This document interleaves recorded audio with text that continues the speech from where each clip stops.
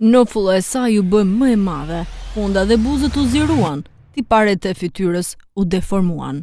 Jemi në vitin 1914, kur jeta e një gruaje ndryshoi përgjithmonë. Ajo quhej Mary Ann Bevan. Në rinin e saj ishte një grua e bukur dhe punonte si infermiere në Angli. U martua dhe pati 4 fëmijë. Pas disa vitesh, Mary Ann filloi të sëmurej nga një sëmundje e rrallë që ndryshoi gradualisht pamjen e saj. Fytyra, duart dhe trupi i saj filluan të transformoheshin për shkak të një çrregullimi hormonal. Në vitin 1914, bashkëshorti i saj vdiq, ajo mbeti vetëm me 4 fëmijët e saj për të rritur. Në atë kohë ishte pothuajse pamundur që të gjente një punë. Njerëzit e shikonin me habi, frikë, madje edhe me tallje. E dëshpëruar për të ushqyer fëmijët, Mary Ann mori një vendim të vështirë. Ajo mori pjesë në një konkurs ku u shpall gruaja më e shëmtuar në botë. Pas këtij konkursi ajo filloi të punonte në një cirk në Amerikë. Njerëzit paguanin vetëm për ta parë. Pas atij titulli të dhimbshëm, shihej diçka shumë e madhe, sakrifica e një nëne.